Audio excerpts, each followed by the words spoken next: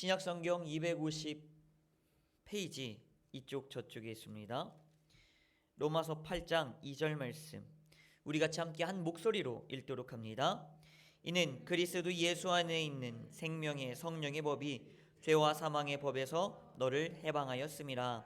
아멘. 할렐루야. 아멘. 오직 예수 그리스도가 여러분들을 생명으로 인도하길 주님의 이름으로 간절히 기도합니다. 아멘. 우리가 지금 대림절이죠. 대림절이란 주님이 오시는 것을, 임재하시는 것을 기다리고 있다는 거예요. 기다린다는 것을 제가 말씀을 드렸죠. 마태복음을 통하여 제가 분명히 말씀드린 것은 슬기로운 다섯 처녀의 모습과 같다는 거예요.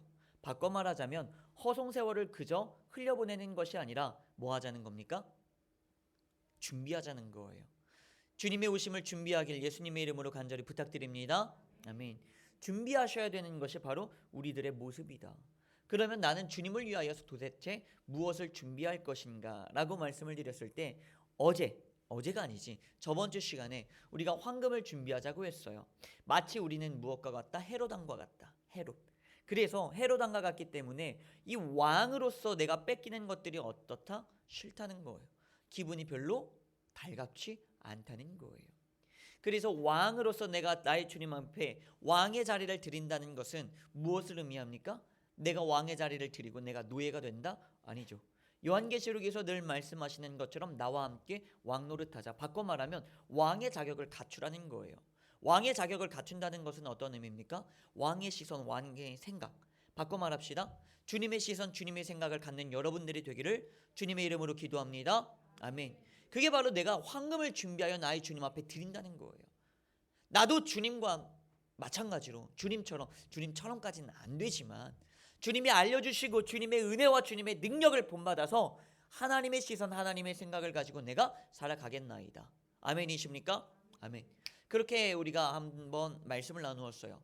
저번 왕의 그 시선에서는 우리가 헤롯의 그 어떠한 불안함, 어떠한 두려움, 왕의 자리를 뺏기는 그 모습을 가지고 우리가 함께 공감을 하며 나아갔다면, 오늘에서는 우리 바리새인을 함께 이야기를 하면서 바리새인을 통하여서 우리가 공감을 조금 얻어보기를 원합니다.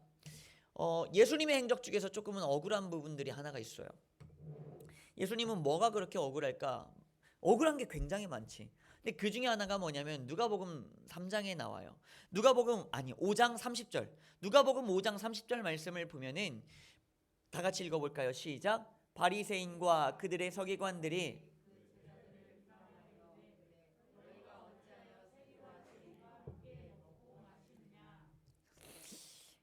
바리새인들이 이렇게 따지는 거예요. 너는 왜 맨날 죄인이랑 같이 사냐? 너는 왜 맨날 죄인이랑 같이 밥 먹냐? 너는 왜 맨날 죄인들에게만 관심 갖냐? 너는 왜 죄인들과 그렇게 어울리고 다니냐? 라고 말해요. 그러자 예수님께서는 이 뒤에 바로 누가복음 5장 31절 32절에서 이렇게 간략히 말씀을 하십니다. 야, 건강한 사람은 의사 필요 없고 병든 사람이 의사가 필요하지. 나는 의인을 부르러 온 것이 아니라 죄인을 불러서 회개하게 만들려고 한 거야 라고 말합니다. 그래서 죄인을 부르러 왔다고 말씀을 하세요. 이 말은 어떤 의미일까요? 힘없는 자, 연약한 자, 잃은 자, 상실한 자, 그리고 어쩔 수 없이 죄를 지은 자, 불쌍한 죄인들, 그들을 부르러 왔다가 아니에요. 그들뿐만 아니라 죄인들 모두를 부르러 왔다는 거예요. 그러면 여기에서 말하는 죄인이란 도대체 뭘까요? 여기에서의 말하는 죄인은 로마서 3장 10절 말씀으로 넘어가면 우리가 정확하게 알 수 있어요. 자, 로마서 3장 10절 말씀에 보면 이렇게 말합니다. 의인은 없나니 하나도 없으며. 믿으십니까? 의인은 없어요. 분명히 성경에서 말하고 있어요. 이 23절로 넘어가면 이렇게 말하고 있어요. 모든 사람이 범죄하였음에 라고 말합니다. 로마서 3장에서 우리에게 말씀해 주시는 것처럼 모든 사람들은 다 범죄하였고 의인은 한 명도 없습니다. 그러면 예수님께서 부르러 온 죄인은 누군가요? 모든 사람들이에요. 힘없는 자, 그리고 힘 있는 자, 없는 자, 있는 자, 모두가 예수님 앞에는 뭡니까? 죄인이라는 거예요. 실은 예수님께서는 바리새인도 부르러 오셨어요. 당시의 종교의 권력, 최고의 지도층에 있었던 바리새인도 부르러 오셨어요. 그래서 바리새인을 어떻게 부르십니까? 성전에서 성경을 가르치시면서 부르시고요. 성전을 청소하시면서 격하게도 알려주시고요. 그리고 바리새인들이 예수님을 공격하여 어떻게든 곤경에 처하려고 만들 때도 예수님은 어떻게 하십니까? 그들을 단지 폄하하거나 그들을 공격을 방어하는 건 데만 급급하지 않고, 야, 마음으로 하나님을 좀 사랑해봐. 겉으로만 그러지 말고 진짜 네 심령으로 네 아버지 하나님을 사랑해봐 라고 말씀하시며 끊임없이 교훈을 주십니다. 예수님께서는 바리새인들을 데리고 맹인이다, 회칠한 무덤이다, 독사의 자식들아 라고 말하는 게 그저 그들의 인격을 욕하는 것처럼 느껴집니까? 그렇지 않다는 거죠. 그 말씀을 통하여 예수님은 그 바리새인들이 제발 뭐하라? 깨달으라. 제발 귀 있는 자는 들어라. 바꿔 말할까요? 제발 귀 좀 가지고, 지혜 좀 가지고 내 말이 어떤 말인지 좀 넌 알아쳐먹었으면 좋겠다. 누구에게? 바리새인에게 던져주시는 겁니다. 사실 예수님께서는요, 바리새인을 부르러 오셨다는 거죠. 자, 바로 여기에서 우리는 예수님의 첫 번째 행적을 알 수 있다는 거예요. 예수님의 행적은 무엇입니까? 죄인을 부르러 오셨어요. 다시 말할게요. 예수님은요, 죄를 찾으러 오셨다는 거예요. 따라해 봅시다. 예수님은 죄를 찾아오셨다. 다시 한번 따라해 봅시다. 예수님은 죄를 드러내기 위해 오셨다. 믿으시면 아멘입니다. 아멘. 로마서 5장 20절 말씀을 보니까 이렇게 말하고 있습니다. 뭐라고 말하느냐? 야, 죄가 더한 곳에 뭐가? 죄가 더한 곳에 은혜가 더욱더 크다라고 말하고 있습니다. 죄가 더한 곳에 은혜가 더욱더 크다고 말하고 있어요. 죄가 더욱한 곳에. 이 말은 어떤 의미냐? 죄가 많으면 많을수록 은혜가 더욱더 풍성해진다는 의미도 있지만, 더욱더 말할까요? 마치 예수님은 어떤 것처럼요? 바로 이것처럼요. 죄가 있는 곳에 늘 무엇이 쫓아가더라? 하나님이, 예수님이 쫓아가더라. 예수님이 왜 하늘 보자 박차시고 낮고 낮은 이 세상으로 오셨을까요? 죄를 향하여 오셨다는 거예요. 마치 탐정처럼요. 예수님은 늘 죄를 쫓아다니십니다. 그게 바로 우리가 사랑하는 예수 그리스도의 모습이라는 거예요. 예수님은 마치 이러한 것처럼 오셨다는 겁니다. 죄를 찾아서 오셨어요. 아주 집요하게요. 그러다 보니까 예수님은 오늘날 누구에게까지 오셨습니까? 따라해 봅시다. 나에게 오셨다. 나에게 오셨다. 나에게도 오셨다. 믿으십니까? 아멘. 그렇습니다. 예수님은 죄를 찾아오셨고 죄를 드러내길 원하셨습니다. 그래서 바리새인은 이게 좋았을까요? 싫었을까요? 싫었겠지요. 바리새인은 이게 굉장히 싫었습니다. 왜 그렇게 싫었을까요? 사실 바리새인은요, 자꾸 자기의 죄를 찾아내고 죄를 드러내다 보니까 바리새인 입장에서는 어떠했을까요? 참지 못하고 심기가 굉장히 불편했을 거예요. 그래서 죄를 자복하기보다는 뭐 했을까요? 자기들의 자존심을 챙기기 바빴을 겁니다. 그들은요, 예수님의 말씀을 통하여 깨닫기보다는 뭐 했을까요? 예수님을 어떻게든 깨트리려고 했을 거예요. 그들은 뭐 했을까요? 자기 자신들의 죄를 회개하기보다는 예수님을 어떻게 하면 죽일까 회의했을 겁니다. 그게 바로 바리새인들의 모습이었어요. 혹시 그게 우리들의 모습은 아닐까요? 여러분 나는 지금 어떻게 살아가고 있습니까? 예수님이 만난다는 것은 도대체 어떤 의미일까요? 잠시 뒤에 알아봅시다. 예수님의 첫 번째 행적, 죄를 찾아오셨다. 바로 이거예요. 죄를 드러내신다요. 그럼 예수님의 두 번째 행적은 뭘까요? 예수님의 두 번째 행적은요, 예수님께서는요, 바리새인들에게 이렇게 말합니다. 회칠한 무덤이다. 이 말은 야, 네 중심이 썩었어, 네 영이 썩었어, 너의 마음이 썩었어, 이것만을 의미하는 것은 아니에요. 물론 이것을 의미하지요. 하지만 한 가지 더 있습니다. 바로 바리새인들이 죄를 대하는 태도예요. 다시 말하면 내가 어떻게 죄를 대하고 있느냐는 나의 죄에 대한 자세를 우리에게 보여주고 있다는 것입니다. 자, 예수님께서 죄인 모두를 만나셨습니다. 그리고 죄를 다 찾아다니셨고 바리새인들의 죄도 드러내셨습니다. 그래서 요한일서 3장 8절 말씀에서 이렇게 말씀하고 계십니다. 예수님의 일은 뭡니까? 마귀의 일을 멸하려 하심이라. 예수님은 죄를 멸하는 것이 당신의 일이었고 당신의 사역이었고 당신의 사명이셨습니다.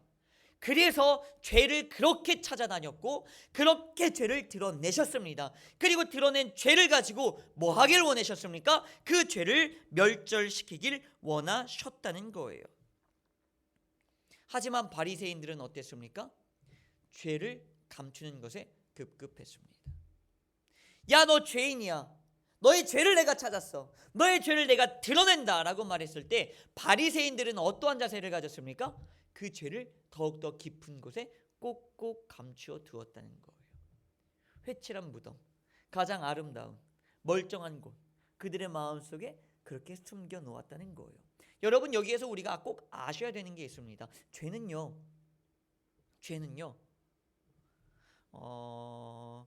숨겨서는 안 되는 거예요. 죄는 드러내야 하는 것입니다. 그리고 또 하나, 죄는요 참고 억누르는 것이 아니에요. 죄는요 멸절시켜야 하는 거예요. 대부분 우리는 죄성이 올라오면 꼭꼭 억누릅니다. 나의 마음 가운데 꼭꼭 쑤셔넣습니다. 너 나오지 마. 너 나오면 안 돼. 너 드러나지 마. 너 드러나면 안 돼. 너 때문에 내가 죄를 짓잖아. 너 빨리 속으로 꼭꼭 숨어 들어가 하고 우리는 금고 속에 꼭꼭 숨겨둡니다. 그거는 회개가 아닙니다. 결국 그는 죄로 말미암아 무너집니다. 그러면 죄와 싸워 이기는 자는 어떤 자냐? 죄를 드러내는 자예요. 죄가 드러나야 예수님께서 그제서야 뭐 하시는 겁니까? 회개를 해야 그 죄를 멸절시키는 겁니다. 그래서 죄를 드러내야 하는 거예요. 그런데 바리새인들은 어땠어요? 죄를 꼭꼭 숨겼다는 거예요. 바리새인의 생각을 한번 생각해 볼까요? 바리새인은 왜 그렇게 예수님이 못마땅했을까요? 죄인과 같이 밥 먹는 게 못마땅했을까요? 아니죠. 나를 죄인으로 만드는 게 더욱더 못마땅했을 거예요. 자, 이 의미에서 이 공감대에서 우리가 나에게 찾아와 볼까요? 우리는 늘 이렇게 기도합니다. 주님 나에게 오세요. 주님 나에게 오세요. 주님 나에게 와 주시옵소서. 내 삶에 오소서. 우리는 기도하죠. 이 기도가 어떤 기도인 줄 아십니까? 주님 나와 함께 하세요. 나와 함께 우리 집에서 한번 유숙하세요. 나와 함께 식사 한번 하세요. 라는 게 어떤 의미인 줄 아십니까? 예수님이 왜 삭개오와 밥 먹었습니까? 이유는 삭개오야 너 죄인이야. 요거 알려주시는 거예요. 주님이 내 집에 오신다는 거, 주님과 내가 같이 겸상하여 밥을 먹는다는 것은 내가 죄인이라는 것을 반증하는 사실입니다. 기쁠까요?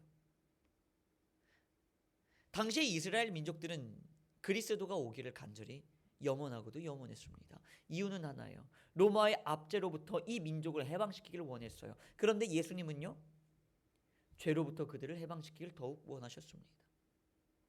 이스라엘 민족을 원했어요. 그리스도가 오셔서 뭐 하기를? 다윗 때처럼 우리의 명예와 명성을 다시 회복시켜 주기를. 그런데 예수님이 오셔서 뭐 하셨습니까? 너는 죄인이라 말씀하시며 명예를 실추시키셨습니다. 이런 거예요. 하나님, 나를 물질로부터, 건강으로부터, 많은 세상의 것들로부터 압제당하고 힘들어하는 나를 해방시켜 주시고 구원하여 주소서라고 말할 때 주님은 나를 물질에서 구원시키지 않고 나를 건강으로부터 구원시키지 않고 무엇에 관심이 있습니까? 죄로부터 나를 해방시키는데 더욱 관심이 있다는 거예요. 하나님, 다윗 때처럼 나를 부흥, 성장, 강성하게 하여 주옵소서 라고 우리가 기도할 때 주님은 그것에는 관심이 없고 어떠십니까? 나의 명성과 명예를 더욱 실추시키십니다. 이게 주님이에요. 이 주님이 달가올까요? 달갑지 않겠죠. 이 주님이 오는 거 여러분 환영하십니까? 솔직히 주님이 로또 들고 오시기를, 나에게 부흥과 성장을 주시기를 간절히 원하면서 예수님이 그렇게 오길 원하는데 예수님은 정반대로 오고 계신다는 말이에요. 그러니 우리는 그 예수님이 어떨까요? 싫겠죠. 그리고 내 삶에 오셔서 나를 그렇게 휘젓고 다니는 예수님이 어떨까요? 죽도록 밉겠죠.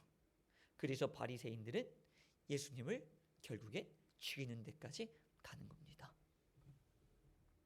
나는 어떻습니까? 그리고 우리는 어떠합니까? 예수님이 오신다는 건 바로 그러한 것을 의미해요.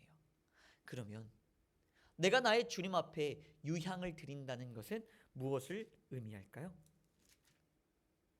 회개예요. 나의 죄를 고백하는 거예요. 자, 이렇게 말합시다. 전적으로 부패한 죄인임을 인식하는 거예요. 그리고 나 스스로는 이 죄에서 어떻게 해방될 수도 없고 이 죄를 멸절시킬 수 없음을 고백하며 오직 주님만이 해결하실 수 있다는 것을 고백하며 나는 전적으로 무능한 존재입니다 라고 인정하는 거예요. 그래서 오직 예수 그리스도만 필요합니다 라고 우리는 나의 주님을 모시는 거예요. 그게 바로 유향을 준비하는 자세입니다. 유향을 준비한다는 것은 다시 말해서 내가 나의 죄를 다 드러내놓겠습니다. 내가 나의 죄를 다 주님 앞에 드립니다. 주님 나의 죄를 해결하여 주시옵소서 라고 고백한다는 것입니다. 여러분 유향을 준비하십시오. 바꿔 말해 이 한 주 동안 회개하시길 바랍니다. 철저히 더욱더 철저히 회개하시길 바랍니다. 나 혼자 죄를 찾으면 죄는 찾아지지 않을 겁니다. 그런데 신기한 거는요, 주님이 오시면 죄는 찾아집니다. 주님 앞에 섰을 때 베드로는 말합니다. 나는 죄인으로소이다.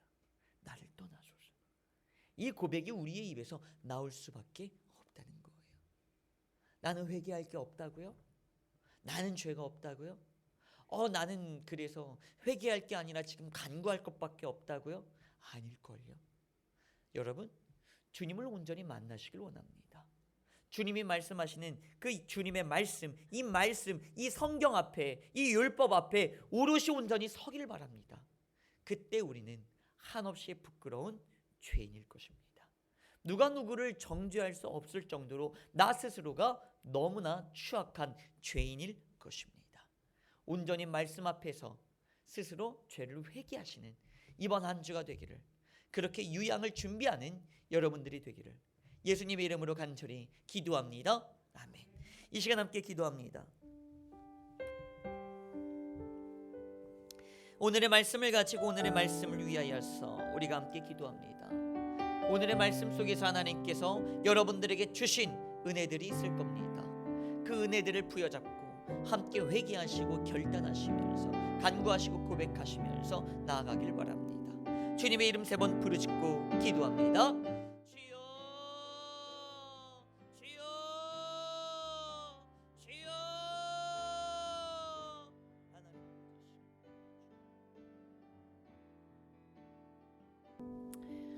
이 시간 우리가 나의 주님 앞에 회개하며 나아갑니다. 주님, 우리가 나의 주님과 왕 노릇하기 위하여 왕의 시선을 갖길 원합니다. 그리고 그 왕의 시선을 갖기 위하여서는, 그 왕의 생각을 갖기 위해서는 내 안에 있는, 내 마음속에 있는 모든 죄악들을 다 내려놓고 회개하길 원합니다. 내 안에 죄악의 생각이 가득 차 있는데, 이 죄가 멸절되지 않았는데 어찌 내가 하나님과 같은 하나님의 마음을 품은 자, 하나님의 생각을 가진 자가 될 수 있겠습니까? 주님, 이 시간 우리가 나의 주님 앞에 유향을 준비하여 드립니다. 하나님, 이 시간 내가 나의 주님 앞에 회개하며 나아갑니다. 나의 죄를 모두 다 나의 주님 앞에 털어놓고 드러내며 나아갑니다. 하나님, 이 시간 속속들이 우리들의 가운데 알고 모르고 있는 모든 죄악들을 다 드러내셔서 나의 주님 예수 그리스도의 보혈로 깨끗이 씻어 주시옵소서. 나의 주님의 그 은혜와 능력으로 말미암아 내 안에 있는 모든 마귀의 일들, 모든 죄악들을 다 멸절시켜 주시옵소서. 우리 주 예수 그리스도의 이름으로 간절히 기도합니다. 아멘.